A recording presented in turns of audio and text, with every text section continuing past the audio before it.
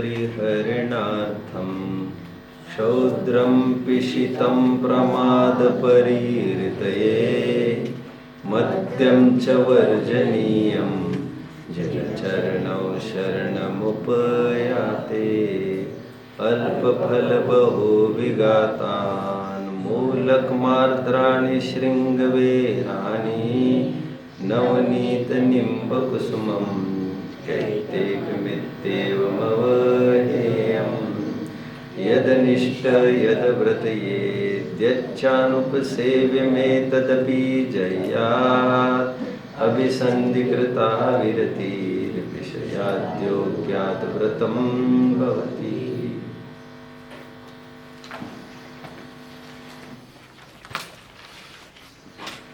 मोक्षार्थियों, जैन दर्शन कोई संप्रदाय, cult, sect अथवा कोई धार्मिक पंथ नहीं है। जैन दर्शन किसी के कल्पना की उपज नहीं है, अर्थात यह कोई नवनिर्मित पंथ नहीं है। ऐरे गैरे नत्थु खैरे द्वारा कुछ सोच पैदा हुई होगी और उससे जैन धर्म प्रारंभ हुआ होगा। It's not like this. Jain दर्शन अनादिनिधन, सुव्यवस्थित, तर्कसंगत, परस्पर विरोध रहित, प्रत्यक्ष और अनुमान से अबाधित, ऐसा बहुत सुंदर विराट अनचैलेंजेबल दर्शन है। इसीलिए ही शायद आज विश्व भर में जितने जन पीएचडीज कर रहे हैं दर्शनों पर, फिलोसॉफीज पर, सबसे ज्यादा पीएचडीज जैन दर्शन पर ही होती है। जैन दर्शन का कोई भी सिद्धांत लॉजिकली उसे परास्त किया ही नहीं जा सकता। कोई भी तार्किक व्यक्ति जैन दर्शन के किसी भी सिद्धांत को विरोध करे, ये बात निरा असंभव है। और इस जैन दर्शन के अलावा जितने भी ईश्वर कर्तावादी दर्शन है, मैं नाम भले लूं अथवा नहीं लूं, फिर भले ही हिंदू हो अथवा भले ही मुस्लिम हो, जितने भी ईश्वर कर्ता दर्शन है वे अनुमान और प्रत्यक्ष से सिद्ध ही नहीं होते हैं। मोक्ष मार्ग प्रकाशक का 5वां अध्याय बड़ी तसल्ली से आपको पढ़ना चाहिए, जो लगभग 50, 60, 70 पेजेस में फैला है। शानदार पेशकश है तार्किक। वकालत जिसको सीखनी है, न्यायाधीश जिसको बनना है खरे अर्थ में, उसे इस अधिकार पर अच्छा अधिकार होना बहुत जरूरी है। एनीवे, जो भी ईश्वर कर्ता दर्शन है, हिंदू हो मुस्लिम हो, उन लोगों में दो प्रकार के लोग हैं, एक कट्टरवादी एंड एक सुधारवादी।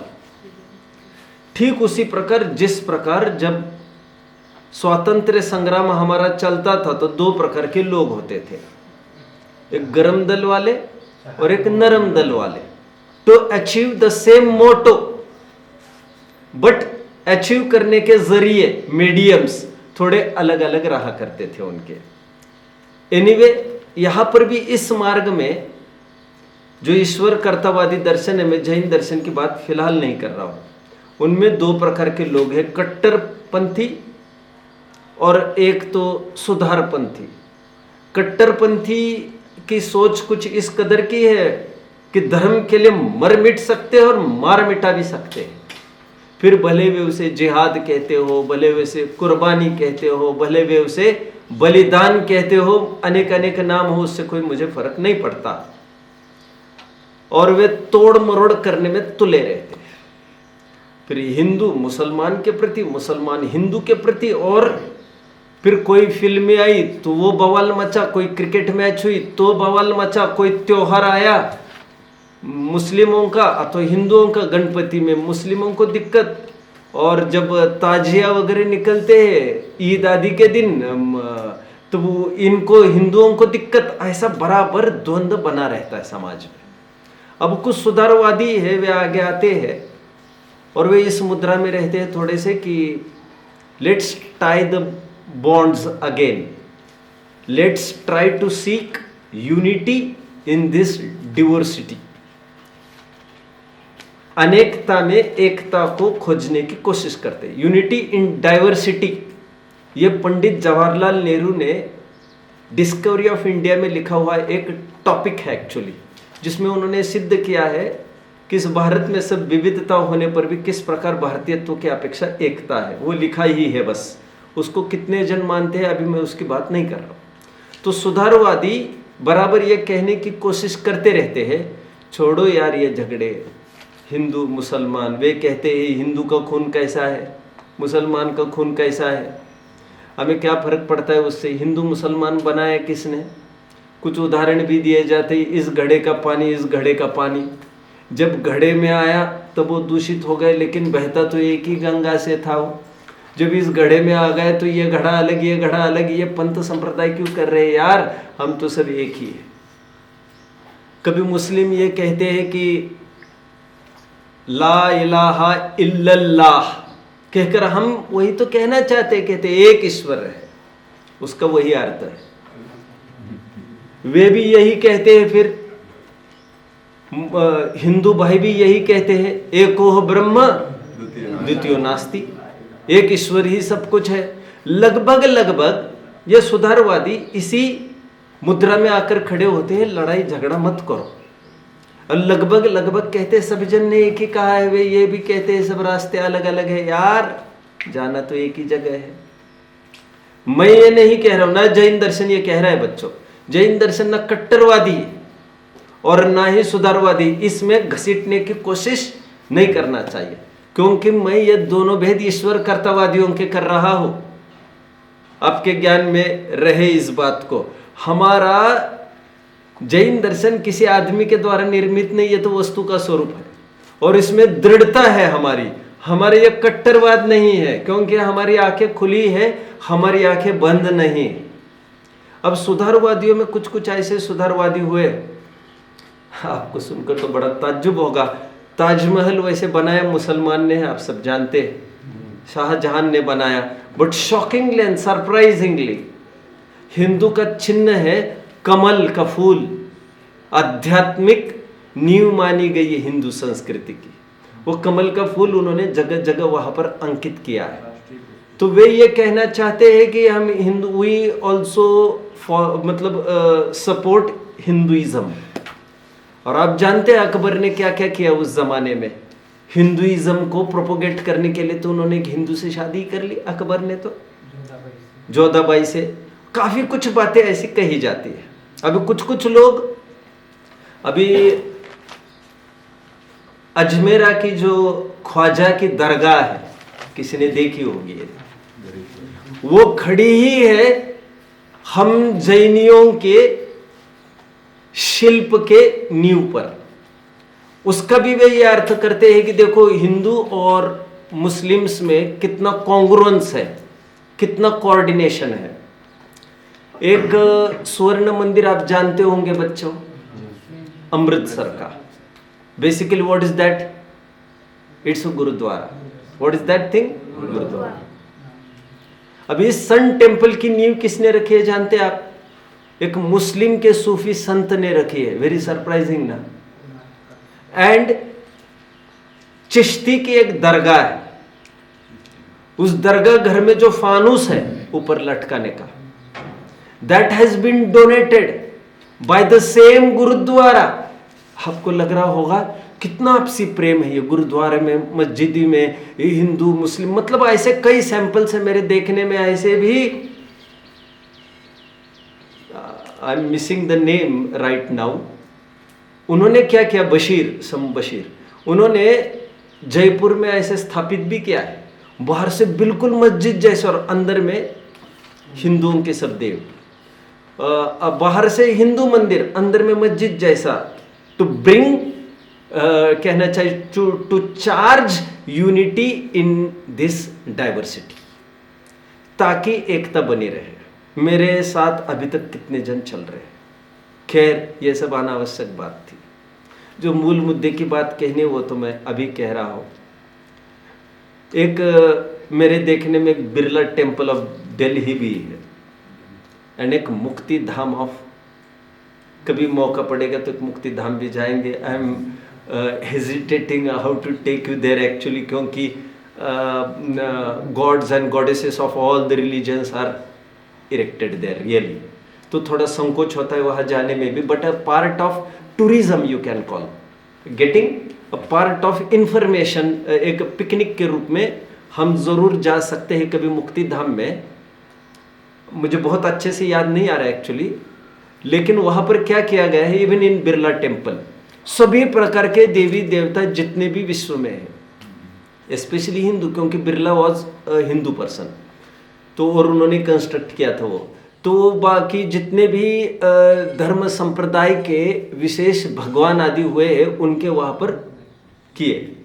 अभी मुक्ति धाम में यदि कोई गया होगा, गुरुजी मुझे बताएंगे यदि वे गए होंगे, तो वहाँ पर विभिन्न जाति संप्रदाय के भगवान भी वहाँ पर विराजमान किए हैं, और वहाँ पर उनका कोई specially can be told as the emblem, उनका एक महत्वपूर्ण वाक्य भी वहाँ पर कोट किया है, जिसमें उनका प्रिंसिपल भी छपकर सामने आया है। सरप्राइजिंगली वहाँ पर जैन दर्शन का भी एक वेदी अलग से बनी है, सैकड़ों प्रकार के देवी देवता उसमें उन्होंने ये भी बनाया है, और उसमें उन्होंने नीचे भगवान के नीचे कुछ अक्षर अंकित किए हैं टू रिप्रेजेंट जैनिज्म, जो समग्र जैन शासन का प्रतिनिधित्व करते हो। मुझे ये कहने के लिए इतना सब कहा है मैंने, वहां पर क्या लिखा है मालूम आपको? जैन दर्शन की हजारों ग्रंथ है, आज हमारे सामने लाखों ग्रंथ है, लाखों ग्रंथों की करोड़ों गाथाएं हमारे सामने आज विद्यमान है। उसमें से एक महत्वपूर्ण बात कोई छाट कर रखने, कोई आगम के वचन, तो क्या रखे जा सकते हैं वहां पर? उन्होंने क्या रखे वो भी वही मैं बताता हूं। फिलहाल उन्होंने एक छंद लिखा है, अभी तो आपको जरूर कंठस्थ करना चाहिए इस छंद को। मैंने इतना सारी भूमिका केवल इसलिए जमाई, यह छंद कितना महत्वपूर्ण होगा जो जैन दर्शन के रिप्रेजेंटेटिव के रूप में वहां पर स्थापित किया गया। और वो छंद है पुरुषार्थ सिद्धि उपाय का 44वां श्लोक, एंड दैट इज अप्रादुर्भाव खलु रागादि नाम भवति हिंसेति। क्या है? तेषा में उत्पत्ति हिंसेति जिनागमस्य संक्षेप। क्या मतलब है इसका? अप्रादुर्भाव खलु रागादीनां भवति हिंसेति। क्या कह रहा है ये छंद? ये कह रहा है राग आदि का उत्पन्न होना ही हिंसा है, और राग आदि की अनुत्पत्ति नहीं होना ही अहिंसा है। तेषामे उत्पत्ति हिंसेति जिनागमस्य संक्षेप। और राग द्वेष की उत्पत्ति ही हिंसा है। अभी हिंसा को जो परिभाषित करने की उनकी टोन है वो टोटली अध्यात्म की तरफ इंक्लाइंड हो गई है, आप समझ रहे होंगे। उसमें कोई मक्खी मच्छर की बात भी नहीं की, ना कछुआ छाप, न जलाने, लाइट जलाने न जलाने संबंधी कोई बात ही नहीं कर रहे। अभी झाड़ू ले जागा, बोहारी आदि कोई बात ही नहीं कर रहे वे उसकी। वे केवल इतना ही कह रहे राग द्वेष की उत्पत्ति हिंसा है, और राग आदि की उत्पत्ति नहीं होना अहिंसा है। वहीं पर और एक बात कही गई है, आत्मपरिण, वहां पर तो नहीं है, वहां पर तो इतना ही छंद है। पुरुषार्थ सिद्धि उपाय में आगे पीछे ये भी छंद है, जिन जिनसे आत्म परिणामों का घात होता है वह सब हिंसा है। आत्म परिणाम आपके क्षुब्ध हुए, दैट इज इनफ। बाहर से कुछ हुआ होगा नहीं हुआ, that is other issue. You became uneasy, your cardiogram started fluctuating up and down ununiformly. That is the best parameter to prove कि you are going wrong. कितने जन मुझे फॉलो कर रहे हैं? कार्डियोग्राम समझ में आ रहा है ना? वो कार्डियोग्राम ने बताया आपके हार्ट बीट्स असाधारण रूप से असहज हो रही है, ups and downs. That proves कि तुम्हारे आत्म परिणामों का घात हुआ है। दैट इज ऑल हिंसा। हिंसा की मैंने अभी दो परिभाषा आपके सामने रखी। आफ्टर ऑल ये तो दोनों एक ही है। एक तो राग द्वेष की उत्पत्ति हिंसा है, राग द्वेष मतलब मोह राग द्वेष, क्रोध मान माया लोभ, हास्य रति अरति शोक भय जुगुप्सा हिंसा झूठ चोरी कुछ, ये सब विकारी परिणाम। और एक तरफ क्या कहा जा रहा है, आत्म परिणामों का घात ही हिंसा है। हम बाहर से कैसे डिफाइन करें कौन सी पर्टिकुलर एक्टिविटी क्या है, तो हमने आत्म परिणाम की तरफ से ही हर एक चीज परिभाषित की है। और पुरुषार्थ सिद्धि उपाय थोड़ा आध्यात्मिक ग्रंथ था, इसलिए हिंसा को वहां से परिभाषित करना वो तो बहुत स्वाभाविक ऑब्वियस था। Anyway, coming back to our प्रकरण, ये इतनी भूमिका मैंने क्यों जमाई, कोई मुझे बोल सकता है? I will be very very very happy. इतनी भूमिका का कारण चलो मैं बताता हूँ, बोलोगे? बोलो। इस छंद का महत्व बताने के लिए। बट क्या मैं इतना ही कहना चाह रहा हूं, बाहर की कोई क्रियाएं पैरामीटर के रूप में नियामक नहीं होती, मोटे मोटे तौर पर कही जाती है। इसलिए आत्म परिणामों की तरफ से ही पापों को, कषायों को, और इवन जो हमारा करंट प्रकरण चल रहा है उसके साथ जोड़ के बात करते, ये मैं सोच रहा था 5 अभक्षों का भी प्रकरण चल रहा है, उसमें कौन सी वस्तु भक्ष कौन सी अभक्ष, तो कहते हैं वस्तु तय नहीं करेगी, ये जीव का परिणाम तय करेगा। और ऐसा अभक्ष हम देख रहे हैं अनिष्टकारक अभक्ष। ऐसा ही अभक्ष एक चल चुका हमारा अनुपसेव्य अभक्ष, जिसमें मैं बार बार आपको ये कह रहा था, देखिए इसमें कुछ भी द्रव्य हिंसा नहीं हो रही है, और फिर भी ये अभक्ष बताया जा रहा है। अभी वो कुछ और साइट करता हूं मैं, और सम एग्जाम्पल्स। जैसे फॉर एग्जाम्पल बहुत अच्छा उदाहरण मेरे सामने आए, जैसे मक्खन। What do you call for मक्खन? बटर। नाउ इस बटर को प्लीज, ये जो मक्खन है आपके सामने, वो शुद्ध दूध से एक्सट्रैक्ट किया हुआ है, राइट? मर्यादित दूध था, मतलब एक भी जीव नहीं है उसमें, और मर्यादा में ही दही बनाया। कभी इसकी भी पूरी चर्चा मैं आपके सामने करूंगा। जो 10वीं वाले भाई है वे जाने के पहले मैं महत्वपूर्ण चर्चा करूंगा, ऐसी मुझे पूरी उम्मीद है, ताकि वे अपने अपने स्तर पर महत्वपूर्ण अनिवार्य चरणानियों का पालन कर सके। खैर, अब मर्यादा में ही उस दही का मक्खन भी निकाला हमने, और उस मक्खन में जिसमें एक भी जीव नहीं है बच्चों, और मक्खन निकालने के बाद उसकी मर्यादा 48 मिनट कही गई है हमारे जिनवाने में। कितनी? 48 मिनट एक बहुत जबरदस्त फिगर है हमारे, इतनी जबरदस्त फिगर है, विच इज 1 मुहूर्त। क्या कहते हैं उसे? एक मुहूर्त 48 मिनट का होता है। अभी जो केवल ज्ञान की प्राप्ति होती है ना, उसमें ध्यान भी करना होता है, तो ये उत्कृष्ट काल यही 48 मिनट बताया है। जो नमक की मर्यादा है पिसने के बाद, वो भी अंतर मुहूर्त बताया है। मतलब लगभग ये बहुत महत्वपूर्ण टर्म है। अभी मक्खन बनने के बाद उसकी मर्यादा 48 मिनट बताई। 48 मिनट के अंदर वो भक्ष्य है कि नहीं है बच्चों? क्या लग रहा है आपको? भक्ष्य एक भी जीव का घात नहीं होता। वैसे मक्खन के त्यागी कोई है? I just want to know. मक्खन कोई खाता है? घर पर मक्खन कोई खाता हो तो हाथ ऊपर करो जरा। अच्छा, ठीक है। देवकिया नहीं है क्या घर पर? नहीं समझा आप लोग। कान्हा के प्रति बहुत प्रेम था देवकी को, नहीं समझा? ठीक है, चलिए अभी देखिए हमारी जिनवानी में बच्चों मक्खन को अभक्ष बताया है। मैं रोजाना मंगलाचरण करता हूं 3 छंदों का, विगत आज का और विगत 6, ऐसे मिलके 7 बार इस मंगलाचरण को मैंने पढ़ा है, जिसमें नवनीत एक शब्द रोज आता है।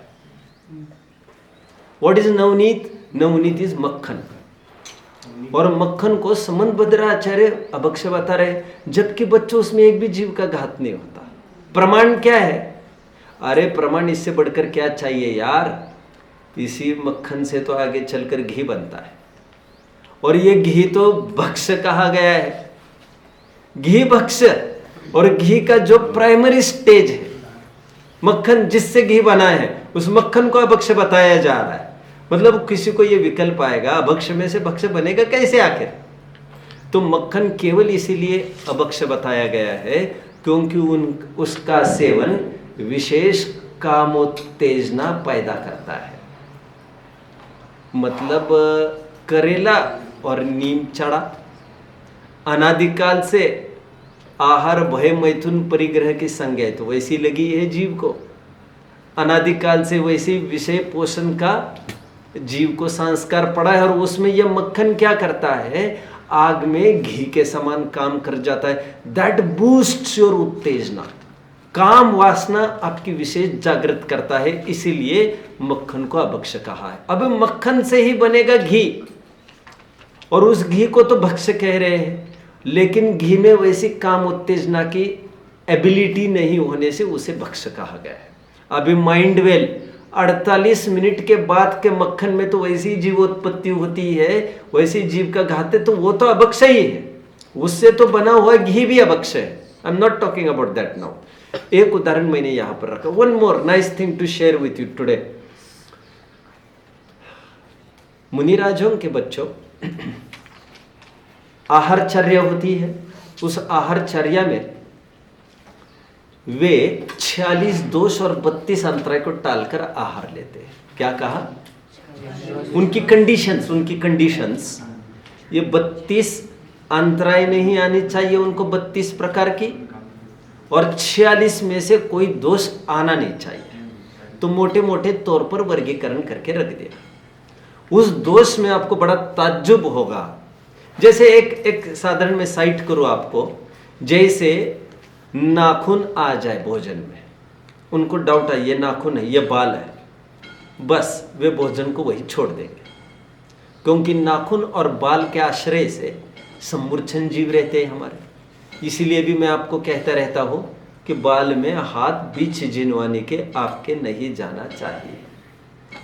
आपको पंडित जी भी कल डांट रहे थे, वैसे आपको ही शायद नाखून खाने के लिए, पृथ्वीराज को। अच्छा, चलो, मैं बाहर से उसे सुन रहा था। एक्चुअली आप भी जितने अटेंटिव रहने चाहिए उतने अटेंटिव थे नहीं सीडी के टाइम में। एनीवे, देखो, मैं भी ज़्यादा इंटरेस्ट नहीं रखता सीडी वगैरह सुनने में। रियली मैं जो यहाँ से बोल रहा हूँ तो मैं बोल ही रहा हूँ डेयरिंग से, जो कुछ बोल रहा हूँ मैं भी बहुत इंटरेस्ट नहीं रखता।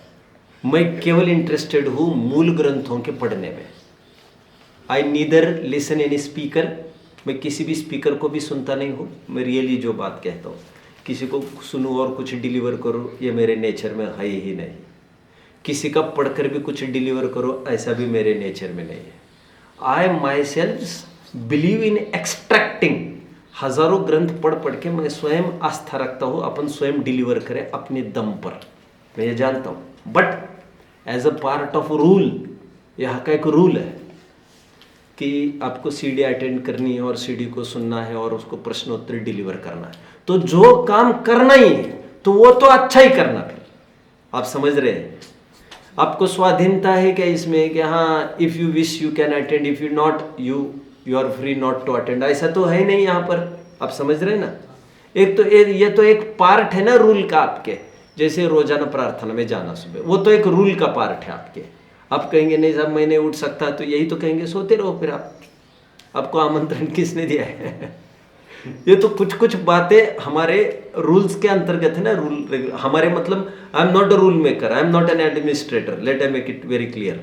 मैं एडमिनिस्ट्रेटर भी नहीं हूँ यहाँ का, ना कोई अधिकारी हूँ ना कोई रूल मेकर हूँ। मैं केवल सलाह देता हूँ। अधिकारी वे दो बैठे हैं वहाँ पर, और अधिकारी और ऑफिस में बैठे होंगे, ऊपर बैठे होंगे, मैं केवल सलाह देता हूँ। माने तो ओके, और जो भी मैं सलाह देता हूँ that is in accord with Jainism only. ठीक है। तो जो भी करना है ना, जैसे सीडी पे अटेंड करना है तो उसको मन लगा कर ही करना। मन लगा, देखो जो करना ही है वो मन मार के नहीं करेंगे, अन्यथा करेंगे ही नहीं फिर, ऐसा भी है। तो करना है तो बड़ी जी जान लगन से। और he is also speaker, he is also philosopher. आप समझ रहे ना, सब अपना अपना अभिमत कह रहे। गुरुदेव ने बहुत सारे रहस्य भी खोले हैं ग्रंथों के। तो किस अर्थ का, किस शब्द का क्या अर्थ खोला जा रहा है, ये क्या अर्थ खोल रहे हैं, और ये सही भी होगा कि झूठ भी होगा, कि नकली भी होगा, कि बहुत चैलेंजिंग भी है, ये इस कदर आपका ध्यान आकर्षित होना चाहिए उसमें। ठीक है, चलो एनीवे कमिंग बैक, मुनिराज के 46 दोषों में, हाँ जैसे मैं कहा से विषय उछल पड़ा वहां पर, जैसे नाखून आ गया तो वे तत्क्षण उसको छोड़ देते, आहार को निकल जाते हैं।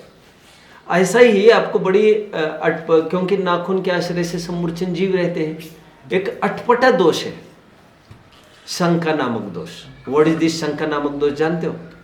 वे आहार करने के लिए गए और उनको डाउट हुआ, केवल डाउट, कि ये जो पानी परोसा जा रहा है ये प्रासुक होगा कि नहीं होगा, बस आहार को ड्रॉप कर देते।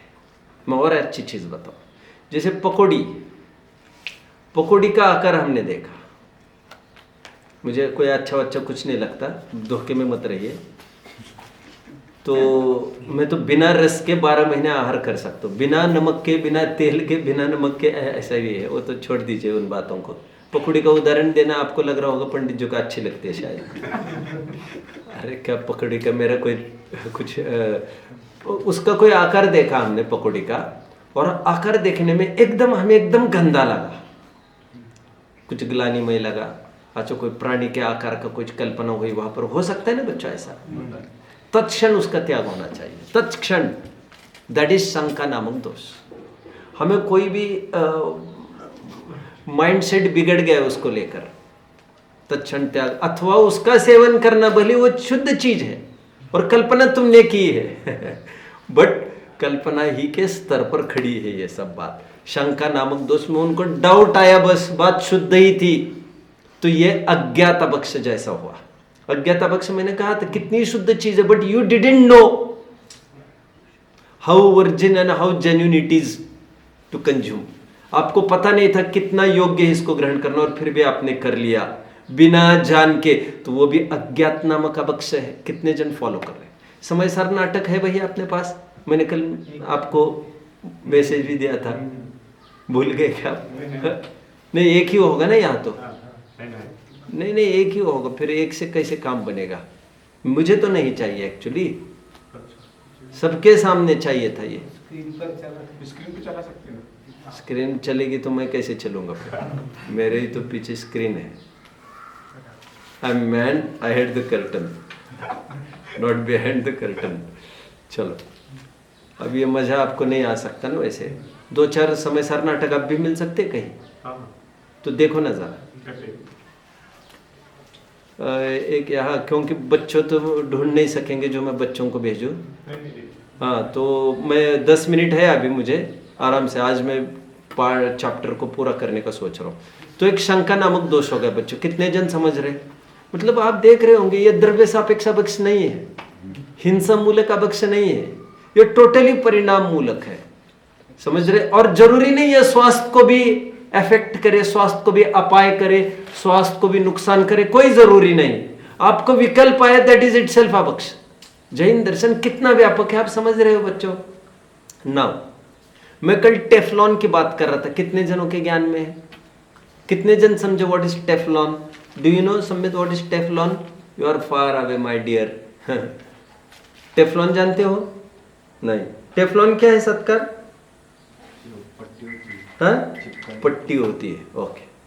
देखो, Teflon is a non stick material.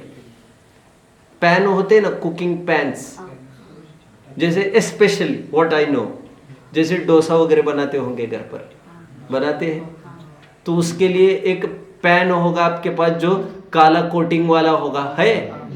मतलब ऐसे घर है जहां पर चूल्हों पर रसोई चलती है, लेकिन ये पैन्स है गुरुजी।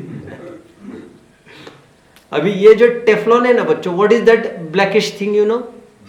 That is all Teflon.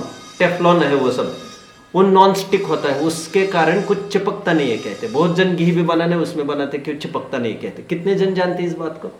Now you all know. ये जो टेफलॉन है ना बच्चों,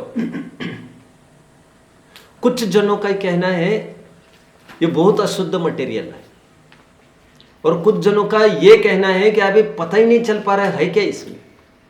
दोनों स्थितियों में सुतारा रानी ने दोनों का त्याग किया था ना?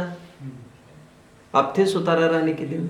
जिस दिन सुतारा रानी की पत्नी को सुतारा रानी को उठाया था साहस गति ने, नहीं जानते।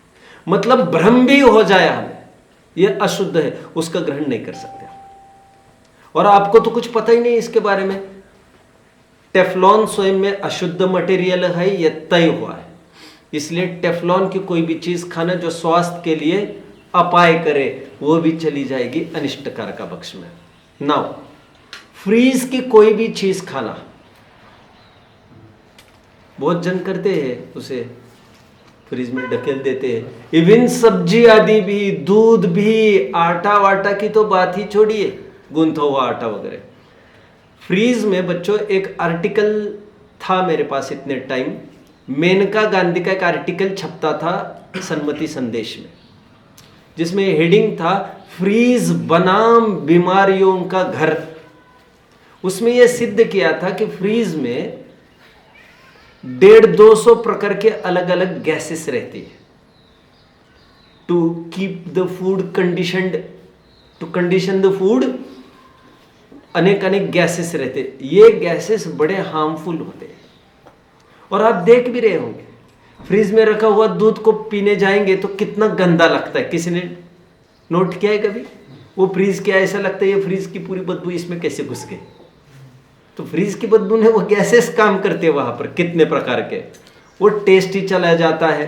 किसी भी चीज की, फ्रूट वगैरह को इस प्रकार वो एडवर्सली अफेक्ट करता है। इसलिए फ्रीज की कोई भी चीज ग्रहण करना वो स्वयं में अभक्ष्य के दायरे में जाएगा।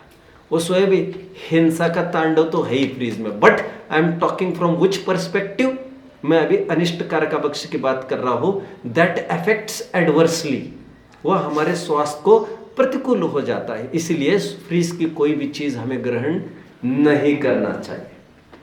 अन्य प्राणियों के दूध जैसे, हाँ, अन्य प्राणियों के दूध जैसे बकरी का, अभी वो तो बकरी का दूध तो बख्शा ही है। मैं दूध की चर्चा जब करूंगा तब कर लूंगा। मैं एक घंटे का सेशन दूध के लिए एक संस्कार कक्षा में लेने का सोच रहा हूँ। अभी मैं केवल अभक्ष्य की ही बात कर रहा हूँ एक्चुअली। तो वैसे ऊंटनी, गधी आदि का दूध ये सब अभक्ष्य बताए गए हैं हमारे यहाँ। सुवर्णी आदि का सब बताए, जब चर्चा आएगी तब उसकी बात कर लेंगे। अब वन मोर थिंग, गुड़ और दही का मिश्रण, ये अभक्ष्य बताया गया है। उसी कारण से ये थोड़ा सा मादक हो जाता है। मादक मतलब प्रमादजनक, ये भी उत्तेजना पैदा करता है।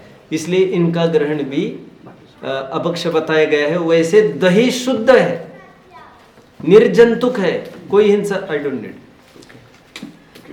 मुझे नहीं चाहिए, आप बच्चों को रख दीजिए। और गुड़ भी शुद्ध है, लेकिन दोनों शुद्ध होने पर भी दोनों का कॉम्बिनेशन वो एडवर्सली, जैसे होता है ना, कहा जाता है दूध और नमक एक साथ मिलाकर खाना स्वास्थ्य को एडवर्स इफेक्ट करता है। उसी प्रकार यहाँ पर भी समझ लेना चाहिए, काफी कॉम्बिनेशंस हमारे ग्रंथों में है, वे सब अनिष्टकारक अभक्ष्य के दायरे में चले जाएंगे। यदि गाय का दूध मिलता है तो उसी को प्रेफर करना चाहिए। भैंस का दूध कंपैरेटिवली, मैं अभक्ष्य नहीं कह रहा हूं सीधा उसे, लेकिन हमारे ग्रंथों में निमिचंद सिद्धांत चक्रवर्ती ने दर्शनावरण कर्म के 9 कर्म में, आप ज्यादा नहीं समझे होंगे, ये गोमटसार कर्मकांड के पहले अध्याय के लगभग 75वीं गाथा के आसपास का प्रकरण चल रहा है। आपको कहने की जरूरत नहीं है ये सब, लेकिन ऐसा तक कहा है जो भैंस का दूध का सेवन करता है और उसकी दही का करे तब तो बात ही क्या है। तो वो ज्यादा गरिष्ठ होने से वो मादक बन जाता है। और जो गरिष्ठ होता है वो 2 काम करता है, एक तो प्रमाद भी पैदा कराता है, जो आलस पैदा कराता है, सात्विक में राजसिक में चला जाएगा, और दूसरा तो काम वासना भी पैदा कराएगा। जिससे ज्यादा नींद आती है वो काम वासना भी डेफिनेटली पैदा कराता है। तो ये सब आपको समझना चाहिए। तो कोई मुझे पूछ रहा था आम आपने अलग अलग प्रकार के बताए, वो फिर से एक बार बताइए तो मैं आपको बताता हूँ यहाँ पर, जो पिछले पीरियड में मैं बता रहा था। एक तो मैं ये कह रहा था कि जैसे आपको एक दिया था, लेकिन आपने एक अतिरिक्त चुपचाप बिना किसी के नोटिस में आकर अतिरिक्त खाया, तो वो आम खाना अभक्ष्य। एक थोड़ा गंध उसकी बिगड़ रही थी, पूरा सड़ा तो नहीं था, पूरे सड़े को तो कौन खाता, थोड़ी गंध हट गई थी, जिसे चलित रस अभक्ष्य कहते हैं। फिर भी उसको खाए, ये आसक्ति का। थर्ड, किसी के मरे की खबर आई थी, ये कहीं आपको लिखा नहीं मिलेगा एक साथ। किसी के मरे की खबर, वो भी आसक्ति की बात है कि फिर भी तुम लेते रहे। बहुत बहुत दाम देकर तुमने लाया, मतलब तुम्हें ज्यादा अटैचमेंट है, ज्यादा गृद्धता है। ऑफ सीजन में लाया तुमने, अभी सीजन भी नहीं था और फिर भी लेके आए। ऑफ सीजन की जो भी चीज खाओगे उसमें पोषक तत्व नहीं के बराबर होता है। बहुत करके कोल्ड स्टोरेज आदि का होगा। कोल्ड स्टोरेज की हिंसा अलग, लेकिन तुम्हारी आसक्ति की बात चल रही है यहां पर, अनिष्टकारक अभक्ष्य की मैं बात कर रहा हूं। यहां पर बहुत दूर देश से मंगाया हो कोई चीज, जैसे शुभम चक्रवर्ती, हाँ स्ट्रॉबेरी वगैरह सब इस दायरे में आ जाएगा। जो विदेशी फल है लगभग अज्ञात है हमें उसमें है क्या क्या चीज। वैसे स्ट्रॉबेरी विदेशी फल होने से ही अभक्ष्य नहीं है।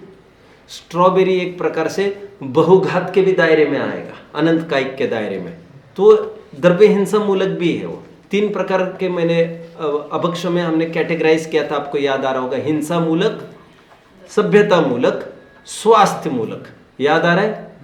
3 प्रकार से कितने जनों को याद आ रहा है? मैं ये कह रहा था, और मैं कह रहा था जैसे अनुपसेव्य ये सभ्यता मूलक है, अनिष्टकारक स्वास्थ्य मूलक अभक्ष्य है, त्रसघात बहुघात है ही हिंसा मूलक अभक्ष्य। अब कल्पना मूलक भी आप अनिष्टकारक में डाल सकते हैं, ऐसे कर सकते हैं। हाँ, शुभम चक्रवर्ती का विदेश में एक फल का आसक्ति तो वही थी, उसी आसक्ति से नरक में गए। नमोकार मंत्र मिटाने की क्या गरज है उनको।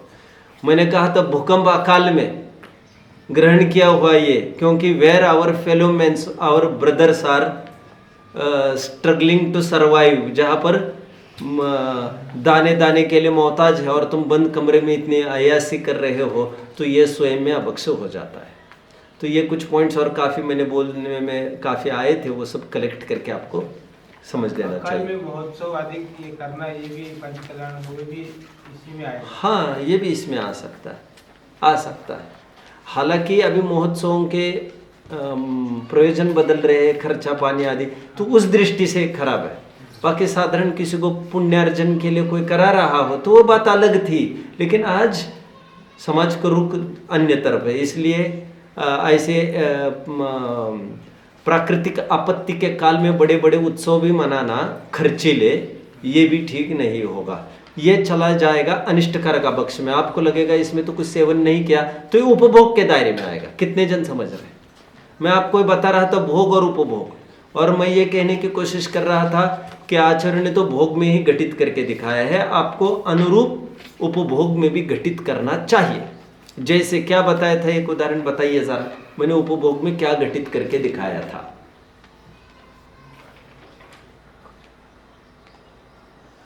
खड़े रहेंगे सभी जन एक्सेप्ट अरहंत, एक्सेप्ट अरहंत सभी जन खड़े रहेंगे। मैंने कहा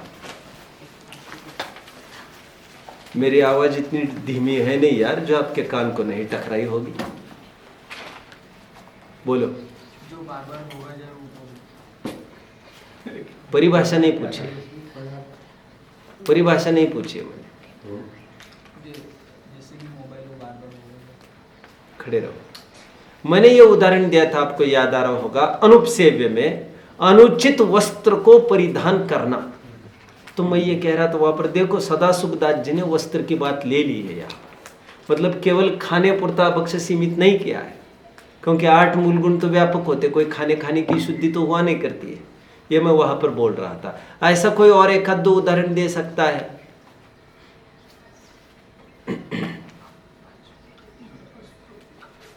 ऐसे ही महंगे कपड़े, उधार के कपड़े, ये सब इस दायरे में चला जाएगा। क्या है, कोई बात है? नहीं बोल रहा है, हाँ, दूसरों के कपड़े लेके पहनना। हाँ, राइट राइट। ये सब जैसे अपन ने आम में घटित किया था, वैसे उपभोग की वस्तु में, वस्त्र मकान आदि में इतना बड़ा मकान बना दिया कि हमारे औकात थी नहीं, केवल शो ऑफ के लिए, और फिर जीवन भर आकुलता करते रहो। कॉन्वेंट, भले ही पैसा हमारा मान के चलो, कोई कर्जा नहीं ले, ऐसा भी मान के चलिए, लेकिन मेंटेनेंस कौन करेगा, रोज माथे पर हाथ है, काम वाले नहीं आ रहे, ये नहीं आ रहे, तो इतना बनाए काहे के लिए? जो जो आकुलता उत्पादक है बच्चों, जो जो आकुलता उत्पादक है, तो सीमित करना चाहिए था ना तुम्हें, तो वो सब अनिष्ट कारक पक्ष में चला जाएगा। ये मैं उपभोग अपेक्षा घटित कर रहा हूं फिलहाल, भोग अपेक्षा नहीं। कितने जन मुझे फॉलो कर रहे हैं? बैठ सकते हैं। और दूध और गुड़ का मिश्रण भी उस स्तर तक, जिस स्तर तक गुड़ दूध फटने लग जाए, वो भी अभक्ष्य के दायरे में लिया गया है। कितने जन फॉलो कर रही है? आपने कभी गौर किया है? दूध में खोलते दूध में गुड़ डालो तो दूध फट जाता है, कभी गौर किया आपने? ठीक है, अब गुड़ का ट्रेंड ही नहीं के बराबर है एक्चुअली, तो शक्कर का ही ट्रेंड तो आपको जानते भी नहीं है, तो ये भी सब अभक्ष्य के दायरे में आएगा। अगेन मैदा, सूजी जो जिसे कहते हैं, बाजारू लाना करना की बात नहीं कर रहा हूं, बाजारू लाना तो तरसघात में चला जाएगा। जो शुद्ध घर पर बनी है, निर्जंतुक, but that is just for taste, that is not for your health. और उस टेस्ट में केवल टेस्ट ही नहीं है, दैट डिप्लॉयज दैट क्या कहना चाहिए, उससे और तुम्हारी पाचन शक्ति वगैरह खराब हो जाती है, इम्पावरिश करती है। समझ में आता है? तो इसीलिए मैदे आदि का सेवन, इससे बने वस्तुओं का सेवन, यह सब इसी दायरे में फिर चला जाएगा, क्योंकि स्वास्थ्य तो कुछ बनता नहीं है और अपाय करता है। केवल टेस्ट के लिए आप खा रहे हो तो ये बनेगा अनिष्ट कारक पक्ष में। कितने जन मुझे फॉलो कर रहे हैं? Follow, I am asking in the other sense. कितने जनों को जच रही है मेरी बात, इस अर्थ में मैं पूछ रहा हूं। समझ में आने की नहीं, जज कितने जनों को रही है? क्योंकि मैंने आपको एक बार कहा था, मैदा क्या करता है? मैदा चिपकता है पूरे आंतों को जाकर, महीनों महीने इकट्ठा बना रहता है वो, और आपको लगता है गैस बनती है, पेट साफ नहीं होता है, आदि आदि प्रॉब्लम्स है। अरे इतने टाइम का है वो अंदर, वो चिपक कर ही रहता है। इसलिए आपको इंसिस्ट किया जाता है फाइब्रस चीजें खाने का। अभी जैसे आपके सामने ऑप्शन था जूस पीने का और मौसमी खाने का, you opted juice. Why you opted? अच्छा लगता है। अरे वो भोजन अच्छा लगने के लिए होता ही नहीं है बाबा, भोजन तो स्वास्थ्य के लिए होता है, और स्वास्थ्य का और कोई प्रयोजन नहीं होता है। शरीर ठीक रहे, शरीर ठीक रहने का भी और कोई प्रयोजन नहीं है। धर्म के मार्ग में ये बराबर का साझेदार है हमारा, नहीं तो उसको संवारने में हमें टाइम लगेगा। और फिर अभक्ष्य भक्षण ना हो, अभक्ष्य दवाइयों का सेवन ना हो, ये भी एक प्रयोजन होता है। तो मतलब टेस्ट के लिए नहीं खाया जाता कोई भी चीज, आप इस बात को समझ लीजिए बच्चों। That what is good for your tongue necessarily not necessary कि it may be good for your stomach. करेला कैसा है? नीम का उदाहरण दे नहीं सकता बस मैं, क्योंकि नीम पत्ती है ना, कैसी है वो? कड़वी। आंवला कैसा है? और जितनी भी कड़वी चीजें होती है प्राकृतिक, वे सबसे दमदार चीजें होती है, क्योंकि वे बूस्ट करते हैं हमारी इम्यूनिटी को, दैट्स ऑल। जो प्राकृतिक रूप से टेस्ट में 19 ही हो, वे चीजें स्वास्थ्य के लिए अच्छी होती है। एनीवे, तो आपने अच्छा ज्यादा उबाल कर खाई कोई चीज, अगेन अनिष्ट कारक पक्ष। आपको लगेगा इसमें क्या हिंसा हुई? ज्यादा पकाया आपने, बार बार पकाया उस चीज को, that was due to taste, and again उसमें स्वास्थ्य को वो हार्म करेगा, आपको नुकसान करेगा, तो इसलिए वो फिर चला जाएगा अभक्ष्य के दायरे में। अभी मैं एक चीज कह रहा था, क्या कह रहा था बच्चों इससे पहले? और एक बात कहते कहते, हाँ मैं मैदे सूजी की बात कर रहा था। तो इससे बनी चीजें लगती तो अच्छी है स्वास्थ्य के लिए, तो समझ लेना चाहिए, ये सब अनिष्ट कारक पक्ष में आएगा। और बिना छिलके की दालें क्यों खाते हैं लोग? बिना छिलके की दालें बच्चों क्यों खाते हैं? लुक, क्या लुक अच्छा आता है उसका, मतलब लुक के लिए भी भोजन करते हैं लोग। ये मिर्च क्यों डालनी है? क्योंकि इसका लुक, कलर अच्छा है, ऐसा भी होता है। तो ऐसा भी करते हैं लोग, और बिना छिलके का दालें वगैरह खाते हैं, पॉलिश्ड चीज़ें, तो ये स्वास्थ्य के लिए तो नहीं के बराबर लाभ करेगी, क्योंकि उसका फाइबर तो हटा दिया आपने।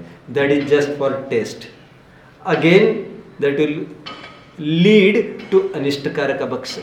कितने जन फॉलो कर रहे हैं मुझे? ठीक है, अभी एक बिंदु पर मुझे चर्चा करनी है।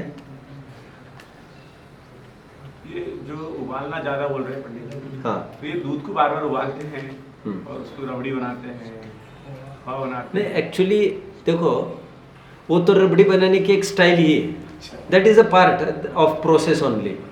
रबड़ी और पेढ़ा कोई अभक्ष्य है ये नहीं कह रहा हूँ मैं फिलहाल, क्योंकि वो तो एक प्रोसेस ही है। वो उबालना बोला, लिसन ना, एंड जैसे कोई चीज़ है, जैसे सब्जी थी, अब उसको उबल गई, सिज गई वो जितनी चाहिए, उबालते रहे, व्हाट फॉर, वो कोई प्रोसेस का पार्ट नहीं था, और उसके पोषक तत्व तो पूरे खत्म कर रहे हो आप। एक बार ऐसा भी कहा जाता है, उसी चीज को 5 मिनट बाद फिर गर्म करना। कोई भोजन कर रहा है, फिर गर्म किया, 10 मिनट बाद फिर गर्म किया, 15 मिनट बाद फिर गर्म किया, क्यों? इनको गरम गरम अच्छा लगता है। तो मैं इसके बात कर रहा हूँ फिलहाल। कितने जन मुझे फॉलो कर रहे हैं? रबड़ी का तो वो प्रोसेस है, एक्चुअली वो तो प्रोसेस है। उसके तो कहते हैं जो कैल्शियम है वो और भी बूस्ट होता है, कहते हैं उसमें पोषक तत्व तो बढ़ते हैं, ऐसा कहते हैं। मैं तरफदारी नहीं कर रहा हूँ इसकी, ना पक्ष है मुझे, मैं तो एक बात कह रहा हूँ, ये अभक्ष्य में वैसे नहीं आएगा। ठीक है, अंतिम बात पर बात करता हूँ, फिर मैं छंद की तरफ बढ़ूंगा। आयुर्वेदिक दवाई जो है मेडिसिन आयुर्वेदिक, तो उसमें तो अपन को पता नहीं चलता ना। हाँ, तो बाजार का अपन कुछ भी सेवन नहीं करते, इसीलिए बाजार की कोई भी चीज़ पर अपन भरोसा नहीं करते। उसके लिखे गए कंपोनेंट्स है उसमें लिखे हुए, what does this consist, but content क्या क्या, बट हम उसे भी नहीं मानते हैं, क्योंकि वे क्या मिला सकते किसके नाम पर, हम कैसे भरोसा करें। इसलिए सदाचारी लोग तो रेडीमेड आयुर्वेदिक दवा भी बिल्कुल नहीं लेते, वे होममेड ही लेते हैं। चलिए, जितनी बात करनी थी मेरी हो गई है। मिट्टी के बर्तन की कल बात आई थी, केवल उसको कल केवल ले लेता हूँ, फिर छंद की ओर बढ़ना है आज, और पूरा ही करना है मुझे इस चैप्टर को। मिट्टी के बर्तन स्वास्थ्य के लिए अच्छे होते हैं, ये बात सही है। जैसे कांसे के बर्तन, जैसे चांदी के बर्तन, जैसे लोहे के बर्तन, जैसे पीतल के बर्तन। तो मिट्टी के बर्तन अच्छे होने पर भी वे केवल यूज एंड थ्रो के लिए ही होते हैं, एक बार यूज के। जैसे जंगलों में रामचंद्र जी थे आदि आदि, तो वे कैसे रसोई बनाते हैं? वे सब लेके जाते यहाँ से पूरा चौका वही मिट्टी के बर्तन बनाते हैं और वही उसमें रसोई बनाते हैं। बट वो एक ही बार रसोई बन सकती है, फिर दूसरे टाइम में यूज में नहीं आ सकते वो बर्तन, क्योंकि उनके पोरों में वो सब चला जाएगा ना, सब चीज़ वो सक्रिय हो जाएगी। कितने जन समझ रहे हैं? राइट। तो उसको वॉश कैसे करेंगे? अंदर में फंसा हुआ, ऊपर ऊपर से तो भले ही आप कर लेंगे, और कोई उसको चिकना करता हो तो मुझे ज़्यादा कुछ कहना नहीं है उसमें, तो वो उसकी जान। चलिए, अभी पेज नंबर खोलिए आपका समयसार नाटक का 385 पॉसिबली, मुझे पता नहीं, देखना जरा, मुझे जल्दी बताना, जल्दी।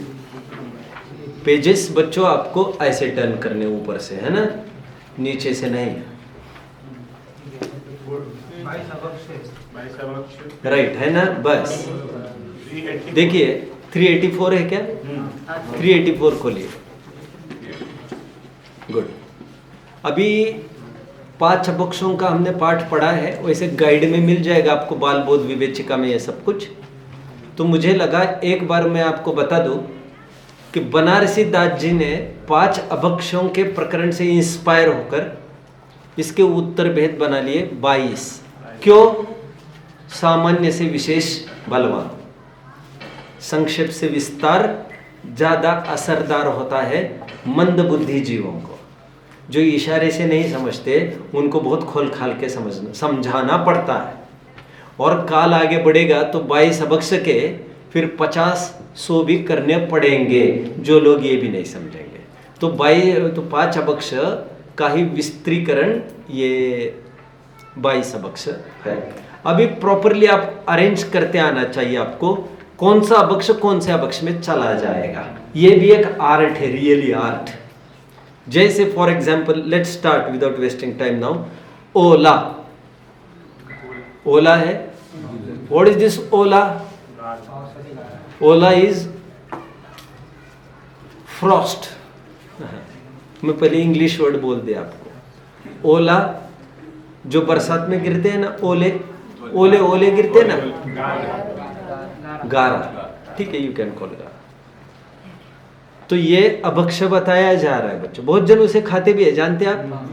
अभी अक्सर लोग पूछते बरसात का पानी भक्ष है कि नहीं। बहुत जन अभी बरसात का पानी पीने लग गए। मुझे इस शिविर में तस्लक्षण के दौरान इतने जनों ने पूछा है, यात्रियों ने, जो अपने शिविरार्थी आए थे, कि बरसात का पानी शुद्ध है कि नहीं आदि। और मैं सख्ती से मना करता हूँ, बरसात का पानी स्वास्थ्य के लिए अच्छा हो सकता है, इसमें भी मैं नहीं जानता कुछ। आपके तो बाहर के सब केमिकल के ही पानी है, वाटर सप्लाई का पानी आता है, सब केमिकल है। वो तो सब पोटेशियम परमैंगनेट डाला है, केमिकल्स डाले, कितने फिल्टर्स लगा लगा कर क्या क्या किया है, कितने दिन स्टोर किया, उसमें क्या क्या नहीं मरा होगा, आदमी भी मर के पड़ा होगा, ये कौन जानता है। तो वो तो सब टोटली अशुद्ध है। लेकिन उसके अपेक्षा तो रेन वाटर तो वैसा अशुद्ध नहीं है। मैं उस शुद्धता की बात कर रहा हूँ, केमिकल होने न होने की। बट हमारे जैन प्रिंसिपल्स के अकॉर्डिंग उसे भक्ष नहीं माना जा सकता रेन वाटर को। Rain water is considered to be the most natural resource of water, purest form of water. ये आपने ज्योग्राफी में पढ़ा ये line, rain water is the purest source of water. ये लाइन आपने जरूर पढ़ी होगी। तो वो उनके हिसाब से प्योरेस्ट तो है ही। वो वहां ऐसी छन्नी लगी है, ऊपर कुछ भी नहीं रहता है, सब अपने आप सब इवापोरेट होकर गया है, वो सब कंडेंस होकर नीचे आया है। हर इतना जो नेचुरल प्रोसेस हो रहा है, इससे शुद्ध क्या हो सकता है। लेकिन हमारी दृष्टि से जो जल का पानी नीचे आया है बरस कर, बच्चों बहुत सारे मुनि संघों में भी लेने लग गए हैं, बट मैं बोल दूं दिस इज आगम विरुद्ध। इससे ये तय हो रहा है ओले से ही। क्यों? क्योंकि वे वातावरण को छू कर आया है वो पानी, और वातावरण तो पूरा दूषित ही होता है। अपने थोड़ी ना बादलों में से जाकर छाट लाया है, जैसे मधु छत्ते पर चढ़कर शहद कोई ले ले। वो तो इतना टकरा टकरा कर आया है, और इतना पोल्यूशन है यहाँ पर, तो वो सब अशुद्ध हो जाता है। तो ये ओला कौन से अभक्ष में चला जाएगा आपको लग रहा है बच्चों? सुन, बोलिए जल्दी, कुछ तो बोलो।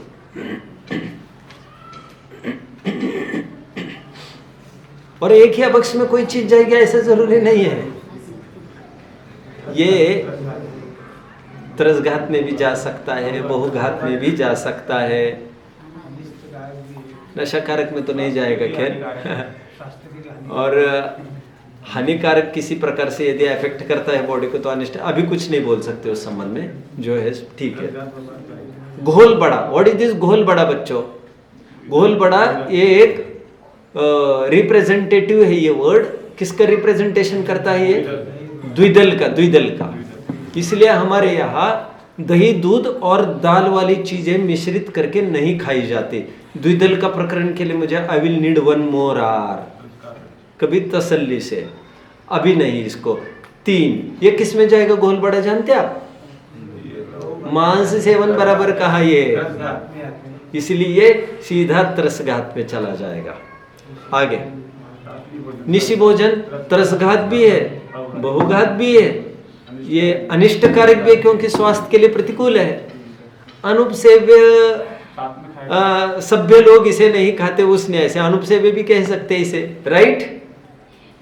चलिए नशाकारक, हाँ उसकी आदत तो पड़ी जाती है रोजाना रात में खाने की, लेकिन अभी उसको अपन नहीं लेंगे, ठीक है। किसी को कोई कुछ कहना है बच्चों? नहीं। अब बहुबीजक को मैं थोड़ा खोलता हूँ, बहुत सीमित टाइम में मुझे बहुत खोलना है। एक्चुअली ये छंद 1 घंटा मांगता है, लेकिन मुझे क्यों क्या मालूम आज इसे लग रहा है कि इसे पूरा कर दूँ, या तो ये बात है मैं अभी बंद करके इसे रात में ले लो पूरा। This can also happen. चलो पूरा कर देता हूँ मैं 5 मिनट में इसे। एक तो बहुबीजा, व्हाट इज दिस बहुबीजा? अभी जिसमें ज्यादा बीज है ऐसा लोग कहते हैं और चीजों का निषेध करने लगते हैं, इसमें ज्यादा बीज है, इसमें ज्यादा बीज है। अरे बाबा, कई जन ने ककड़ी छोड़ी है, बहुबीज है। तो मैंने उनको पूछा, लौकी खाते हो? लौकी खाते हो? मैंने कहा वो बहुबीज नहीं है, समझ रहे? और हमारे ग्रंथों में उल्लेख है तुम्बी के आहार का, मतलब लौकी भक्ष्य है, इसका उल्लेख है ग्रंथों में। इसका मतलब बहुबीजा का अर्थ वो नहीं होगा जो तुम समझ रहे। तो क्या होगा? तो लिसन लिसन लिसन लिसन, ये बहुबीजा जो वर्ड है ना बच्चों, जो मुझे लग रहा है वो मैं बता रहा हूं, ये गलती से लिखा है बनारसी दास जी ने, ऐसा मुझे लग रहा है। वाई? यहां पर होना चाहिए बहुजीवा। क्यों? क्योंकि बहुजीवा मतलब अनंत कायिक की तरफ संकेत हो सकता है। फिर बहुजीवा अनंत कायिक है ही, शब्द ही है, क्योंकि बहुबीजा कहने में काफी तकलीफ है। जिसमें ज्यादा बीज है, अरे ऐसे तो कितनी सारी चीजें जिसमें कितनी बीज है समझ में आ रहा है? कोई सब्जियां है, कोई है, अभी तोरई है, लौकी है, ये सब जितनी भी मिर्ची, टमाटर, मिर्ची है, यह सब अभक्ष्य के दायरे में आएगा फिर, और भारी मुश्किलें पड़ेगी। फिर मुश्किलें कुछ भी भक्ष्य बनेगा। खरबूजा है आपका, फिर एप्पल भी है, बहु मतलब है ही उसमें 10-12। तो आम जैसी एक गुठली तो है नहीं, मैं अभी उनकी बात ही नहीं कर रहा हूँ। तरबूजों की, पपीतों की, टमाटरों की तो मैं बात ही नहीं कर सकता। जो भक्ष्य है मैं उन्हीं की बात कर रहा हूँ फिलहाल। तो बहुजीवा ये होना चाहिए व्हाट आई फील, जो आनंद कायिक के साथ रिलेट करेगा और फिर बात बन जाएगी। फिर अनंत कायिक में जैसे हमने देखा था, जमीन कंद है, पत्ता सब्जियां है जिनका छिलका बहुत पतला है, जैसे टिंडा देखा था, जैसे जाम फल देखा था, आदि आदि काफ़ी सारी चीज़ें हम देख रहे थे उसमें।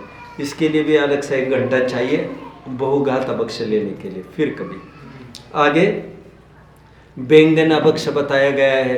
बैंगन में कौन कौन से अभक्ष्य होंगे बच्चों, जरा बताएंगे? बैंगन में त्रसघात भी होगा। आप में से कितने जने जो बैंगन लेते हैं घर पर? लगभग सभी है। मतलब अभी आलू प्याज से नहीं, हमको तो बैंगन से चालू करना चाहिए। बच्चों, जैनी बैंगन नहीं खाते हैं, स्वास्थ्य के लिए भी वो अच्छा नहीं है, स्वास्थ्य के लिए भी अच्छा नहीं बैंगन, इसलिए उसको उसमें भी डाला जाएगा। किसमें? अनिष्टकारक अभक्ष्य में। त्रसघात है उसमें, तो त्रसघात है बच्चों, त्रसघात आलू प्याज से ज्यादा दोष वाला है। उसमें चलते फिरते जीव भी होते हैं, वे नहीं जो आपको आंखों से दिखते, वे नहीं जो आप बहुत शोध कर देखा एक भी जीव नहीं, उसकी बात नहीं कर रहे हैं यहाँ पर। जो बाहर से पैदा हुए हैं, नेचुरली रहते ही है गारंटी से, उनकी बात है जो आंखों से दिखाई नहीं देते हैं। तो ये त्रसघात बहुघात में आ जाएगा बैंगन, अनिष्टकारक में भी आ जाएगा। संधान, तो घर पर क्या क्या खा सकते हैं उसके लिए 10-12 सब्जियों की लिस्ट चाहिए आपके पास, क्योंकि जब आप घर पर ये बात रखेंगे तो एक प्रकार का छोटा आंदोलन ही छिड़ जाएगा। क्या कहा? ये बच्चा कहाँ से आया पढ़कर? और कई जन तो ऐसे ही कहेंगे कि इसको फिर से नहीं भेजना चाहिए, ये नहीं खाना वो नहीं खाना, कहते हैं ऐसे भी कहेंगे। लेकिन जैन शासन, पढ़ना आपका धर्म है, पढ़ाना मेरा धर्म है। और ये ग्रंथों की बात चल रही है ना, 500 साल पहले लिखा हुआ ग्रंथ है ये बैंगन। देखो, तो बैंगन इसमें अभक्ष्य बताया जा रहा है।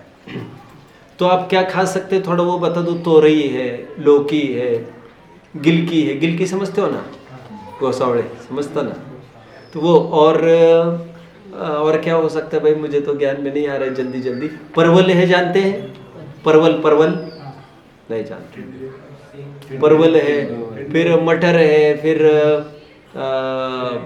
सेम है, सेम की फली होती है ना, ये सब भक्ष्य के दायरे में आएगा। आप समझते रहिए इसको, ठीक है। संधान आचार मुरब्बा अभक्ष्य बताया है, अभी समझने की जरूरत है। ये 24 घंटे के ऊपर की बात कर रहे हैं, अमर्यादित। अचार मुरब्बा तो एक भी घर मुश्किल मिले, ये तो आपके भी घर मिलेगा अचार मुरब्बा? नहीं? अच्छा, बहुत बढ़िया, बहुत बढ़िया, बहुत बढ़िया। ठीक है। मिलेगा नहीं ऐसा नहीं बोलेंगे, लेकिन खाते नहीं मिले बच्चों को तो। ठीक है चलो। हाँ, आप कल चेकिंग हो जाता। कुछ लोगों के यहाँ ट्रेंड होता है जार में इकट्ठा करके रखते हैं साल भर का। हमारे यहाँ ऐसा ट्रेंड नहीं है बच्चों। हमारे यहाँ जो भी मुरब्बा बनता है, अचार बनता है, वो 24 घंटे के अंदर ही चला जाए, खत्म। फिर दूसरे दिन बनाना तो नेक्स्ट फ्रेश। तो ये अरे यार कब तक बनाए, तो उस बहाने तो तुम्हारी लिप्सा कम होगी ना। ठीक है। बड़ पीपल उमर कठुमर और शराब के, इसमें तो शराब के सेवन का दोष है बच्चों। संधान में त्रसघात है, बहुघात है, नशाकारक भी है, क्योंकि ग्रंथों में शराब सेवन के त्याग के अतिचार में इसको लिया है। त्रसघात के में नहीं, मांस त्याग के अतिचार में नहीं लिया है, शराब त्याग के अतिचार में लिया है इसे। मतलब एक सड़ना होता है ना, actually that is fermentation. Getting? कितने जन फॉलो कर रहे हैं मुझे? देखो लिसन बताता हूं। देखो समझना सब चाहिए बच्चों। नॉलेज नींव है, नींव। ज्ञान ही नहीं होगा तो प्रत्याख्यान कहां से होगा? आज जान लो ये सब, अपने समय आने पर विरक्ति होती है। देखो कैरी देखी होगी आपने, उसका अचार बनता है। सेम डे अचार खाया किसी ने कैरी का? सेम डे, अभी बना। वो तो एक ही दिन तो नसीब होगा आप लोगों जैसों को, तो क्योंकि फिर तो बासी खाना है आपको। ठीक है। उसका जो कवर होता है वो बहुत हार्ड होता है। कैरी का होता ही है हार्ड कवर, उसमें कहने की क्या जरूरत है। अब अचार जो खाया जाता है उसका कवर देखा है आपने? एकदम स्मूथ हुआ है कवर, देखा है? कैसे हुआ है जानते हो? क्या है वो? अरे वो सड़ गया है, वो सड़ गल के ऐसा होता है, और कुछ नहीं है वो एक सड़ने की प्रक्रिया है, फर्मेंटेशन जिसे कहते हैं, सिंपल वर्ड्स। इसीलिए तो जो बाजार के होते हैं उसमें प्रिजर्वेटिव्स, एसिड्स वगैरह डाले जाते हैं। घर में भी काफी मसाले डालने पड़ते हैं, तो क्यों नहीं तो बिगड़ जाएगा कहते हैं, मूड माहौल बिगड़ जाएगा। देखो बड़ पीपल उमर कठुमर पाकर, पांचों ले लिए इन्होंने। ये सब आएगा त्रसघात में, बहुघात में भी आते हैं ये सब, क्योंकि उनका छिलका कोई मायने नहीं रखता। पाकर ये अंजीर जो होए अजान फल भी ले लिया बच्चों, यहां देख रहे हैं आप, अजान फल ले लिया इन्होंने, जो होए अजान। कंदमूल, माटी, मिट्टी को भी अबक्ष में ले लिया बच्चों, मिट्टी को भी अबक्ष में लिया। क्यों लिया? क्यों लिया? क्योंकि मिट्टी का सेवन करना है। क्या कर रहे हैं यार? गले पर हाथ रखा है, ठीक है? गले पर हाथ रखा है इसने। अरे दोस्ती बाहर निभाओ यार। चलो कहां तक आया था मैं? माटी क्यों अबक्ष है? आसक्ति। देखो माटी कौन खाने को तैयार है आज? थोड़ी थोड़ी सब्जी में माटी डालेंगे, चलेगा? कोई नहीं तैयार। छोटा बच्चा माटी खाता है कि नहीं? उसे मारना पड़ता है, कहना पड़ता है मत खा इसे, होता है कि नहीं? माटी कौन खाता होगा आपको लग रहा है? किसी को कैल्शियम की कमी होती है तो वे माटी खाने को देखते हैं, उनको मन बनता है माटी खाने का। आप में से किसी को बनता है? कैसे बनेगा? इतनी सारी चीजें खिलाई जा रही है आपको यहाँ पे। हाँ, गर्भवती स्त्री भी, but that is due to deficiency of मिट्टी। चौक भी खाते बहुत लोग, वो वाली चौक, पेंसिल भी खाते लोग, खाते। चलिए, but that is due to deficiency of calcium. But वह आसक्ति से ग्रहण होता है और वो अनुपसेव्य में भी चला जाएगा, क्योंकि सभ्यता विरुद्ध है। चलिए, माटी, विष को अबक्ष रखा बच्चों, विष को, ये अनिष्टकारक अबक्ष में चला जाएगा, क्योंकि त्रसघात बहुघात का तो काम नहीं। जो नेचुरल जहर होगा उसमें जीवित हिंसा नहीं होगी, तो अनिष्टकारक अबक्ष आसक्ति है उसको, अभी मरने की आसक्ति है उसको। ठीक है। आमिष मतलब मांस सीधा है, मधु, शहद, ये अभी आप घटित करते रहिए। 5 अपक्ष में कहाँ कहाँ होगा, मेरे पास टाइम नहीं है इसलिए मैं कह रहा था या तो रात में लिया जाए। अति तुच्छ फल मतलब करोंदा होते हैं ना, करोंदे, ये अति तुच्छ फल में आएगा सब। बेर बेर अति तुच्छ फल में नहीं है, लेकिन बेर अभक्ष है। बोलो अवक्ष बेर। हाँ, बेर अभक्ष है। सदा सुखदास जी ने रत्नकरण शावकाचार्य की वचनिका में एक लाइन लिखी, बेर प्रत्यक्ष लटों का पिंड है। मतलब इल्ली निकलती इसलिए। निकलती अथवा नहीं निकलती की बात नहीं कर रहे, ऊपर से पैदा हुई नहीं हुई, तुम्हें दिखाई नहीं दे रहे, ऐसी रहती है, ऐसे भी कह रहे।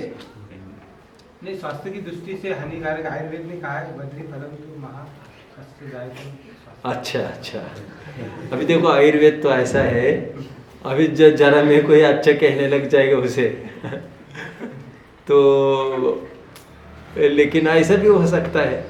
चलो ठीक है, लेकिन आयुर्वेद जरूर इसकी पुष्टि करेगा, स्वास्थ्यवर्धक है, नहीं तो मुश्किल पड़ेगा। उसे कफ ज्यादा उछलता है, कफ तैयार होता है। ये तो पर्टिकुलर कंडीशन में बोला जाएगा, पर्टिकुलर ऋतु में बोला जाएगा। तो पर्टिकुलर ऋतु में हमारे यहाँ पर भी कुछ अपक्षों की लिस्ट है। जो दवाई ली ना, कोई भी दवाई तो वो असर छोड़ देती है ये। हाँ, हो सकता है। करोंदे का तो अचार भी डालते हैं। हाँ, और डालने वाले डालते हैं। हाँ, मतलब ये लोगों में ज्यादा डालते हैं। तुषार, व्हाट इज तुषार? हेल स्टोन, तो you can call dew drops also तुषार के लिए। तो ये जो फिर सिद्ध हुआ, ये बरसात का पानी होता ना, दव होता ना, दव, वो भी ले सकते हैं इसमें, ये सब अपक्ष है। स्नो भी नहीं, राइट। चलित रस जो भी मर्यादा के आगे चला गया है, ये सब, ये जिनमत 22 अखाना। नशाकार का पक्ष की थोड़ी चर्चा हम कर ही चुके हैं, समझ लेना चाहिए आपको। मैं ज़्यादा अभी खोलूंगा नहीं, क्योंकि मुझे बस करना है और अगले पीरियड में मैं नया पार्ट चालू करने के मूड में हूँ। तो नशाकार का पक्ष में आपको समझना चाहिए, जिसे लौकिक भी विवेक नहीं है, कौन माँ, कौन बहन, कौन पत्नी का, वो धर्म का जीव अजीव का स्वरूप क्या समझेगा? सत सतोर विशेषाद्य दृच्छप्लब्धेर उन्मत्तवर्त। तो जिस प्रकार उसको लौकिक ही होश नहीं है, जिसे वो आत्मानुभव कैसे करेगा? देवशास्त्र गुरु की सभा में कैसे आएगा? कैसे अच्छे लोगों में आकर बैठेगा? तो ये नशाकार का पक्षों का त्याग चाहिए। नशाकार का पक्ष में जरूरी नहीं हिंसा मूलक हो, जैसे अफीम कहा था, गांजा, चरस, कोकेन, ब्राउन शुगर आदि ये जितना भी होता है, ऑल द स्टेरॉइड्स आजकल दवाओं में भी डाला जाता है ये तो सब। और चाय, कॉफी स्पेशली मैंने कहा था, हाँ चलती क्या नहीं, उससे नींद आती है। हाँ, वो भी आएगा। चाय कॉफी भी स्पेशली मैंने नोट कराया, ये सब नशाकार का पक्ष में आएगा। जिसका आप एडिक्ट हो जाते हो वो सब नशाकार का पक्ष है। किसी को कोई डाउट बच्चों? एडिक्ट ना हो। हाँ हाँ, ज्यादा दिनों तक रखती है। इमली बख्श है, इमली बख्श है।